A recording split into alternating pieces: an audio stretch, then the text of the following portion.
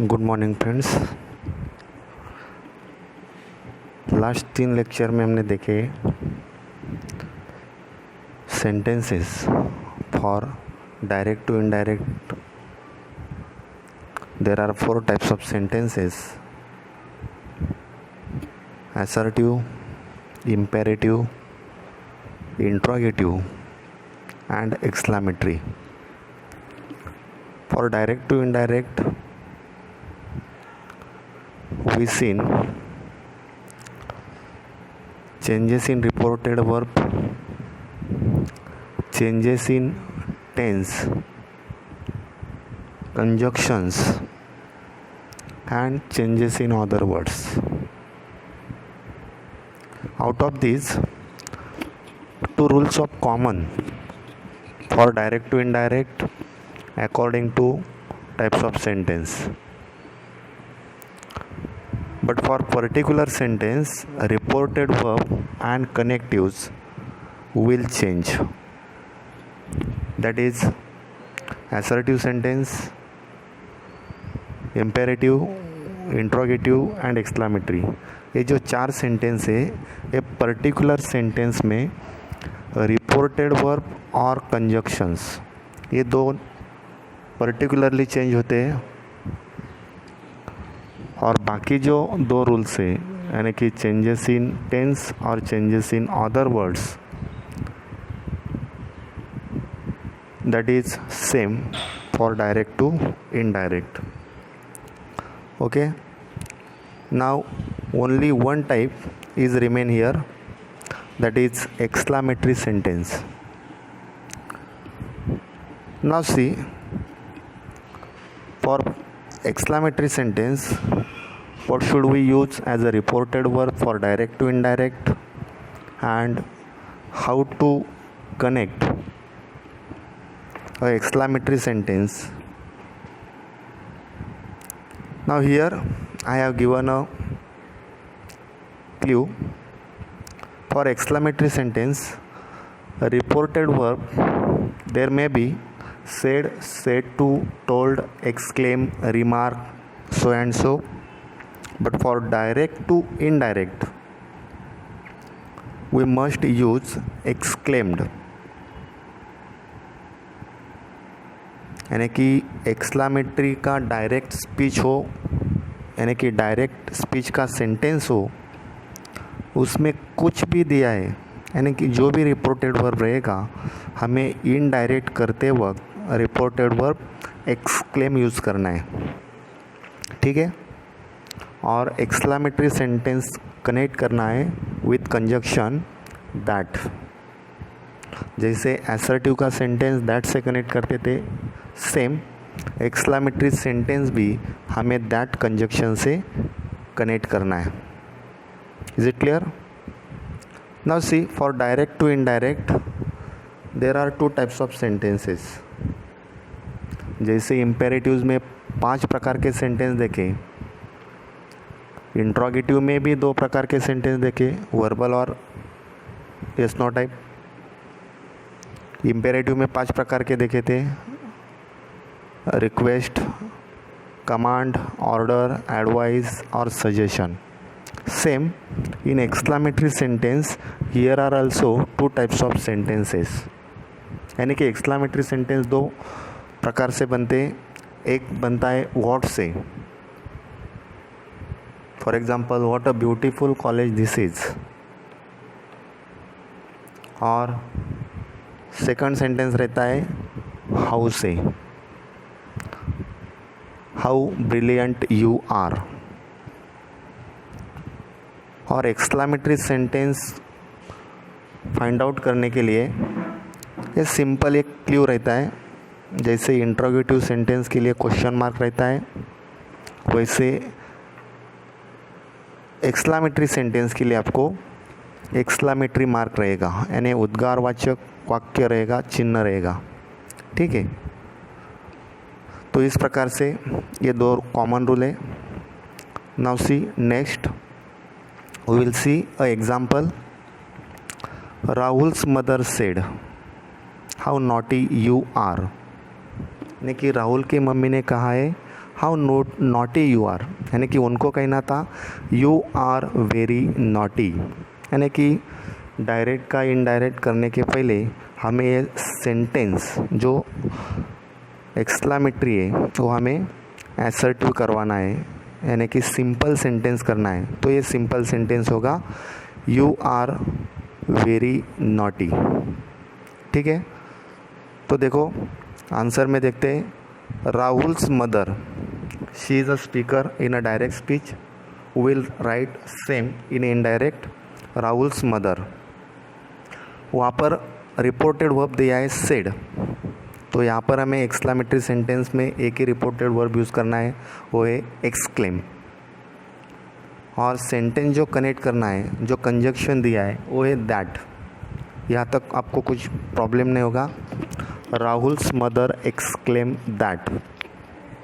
अभी simple sentence हमने बनाया है, you are very naughty, you means who, तो यहाँ पर राहुल है तो ही, आर का होगा वॉज।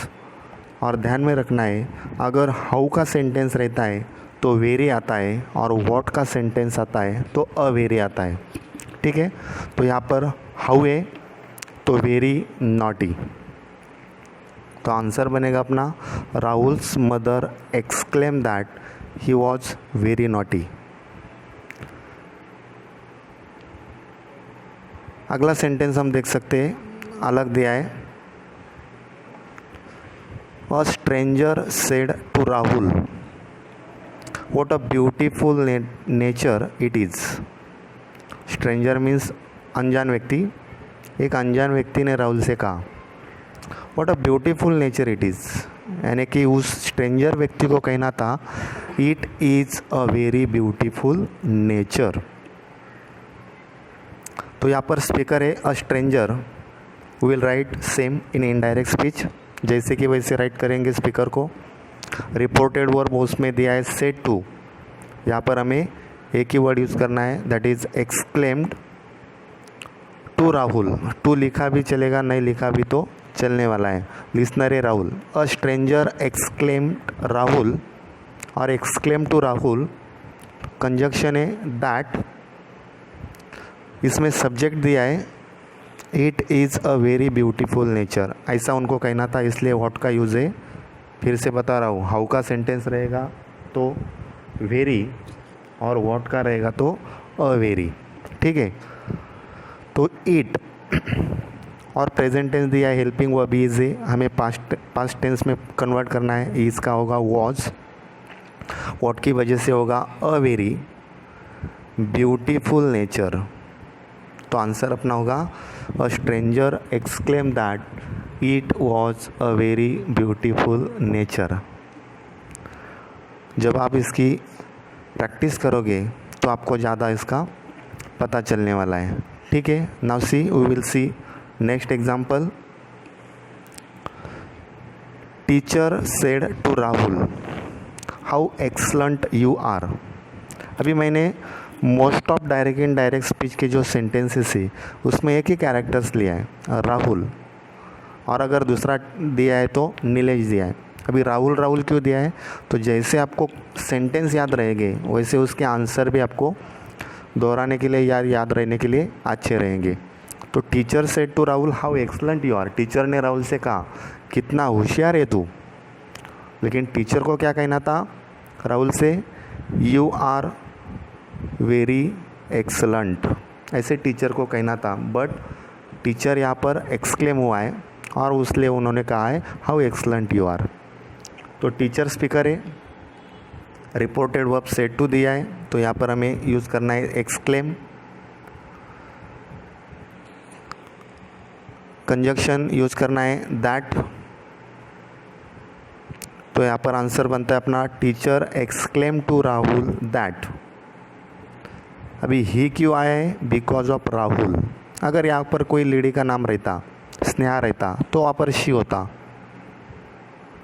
ठीक है, तो बिकॉज ऑफ राहुल यहाँ पर होता है ही, और आर का वॉज, वेयर नहीं, क्योंकि राहुल अकेला है, अकेले के बारे में कहा है। अगर ज़्यादा लोगों के बारे में कहा होता तो आर का वेयर होने वाला है। तो दैट ही वॉज और हाउ की वजह से होगा वेरी, एक्सलेंट का एक्सलेंट। तो आंसर बनेगा teacher exclaim to Rahul that he was very excellent.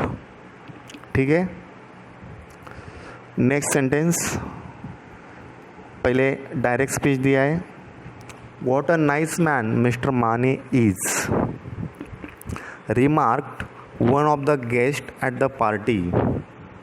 एक पार्टी की जगह पर एक व्यक्ति ने कहा, यानी कि एक गेस्ट ने कहा, जब पार्टी चालू थी तो पार्टी के वक्त एक गेस्ट ने कहा what a nice man mister माने इज़, और शायद मिस्टर माने ने पार्टी दी होगी और इसलिए पार्टी के लिए उन्होंने कहा था what a nice man mister माने इज़। लेकिन उस व्यक्ति को, उस गेस्ट को माने के बारे में क्या कहना था, मिस्टर माने is a very nice man, ऐसे उनको कहना था।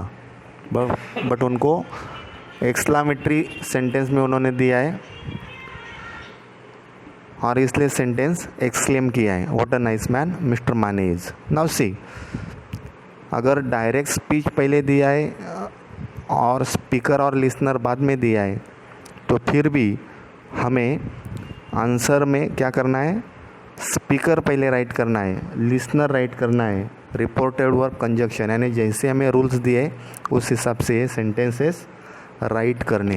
ठीक है, now see answer, one of the guest at the party.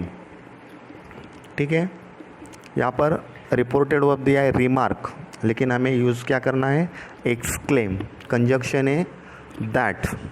अभी सब्जेक्ट कौन है उसमें, मिस्टर माने, हेल्पिंग वर्ब क्या दिया है, इज़ का क्या होगा यहाँ पर, वॉज, वर्ब की वजह से क्या होगा, अ वेरी, और ऑब्जेक्ट है अपना नाइस मैन।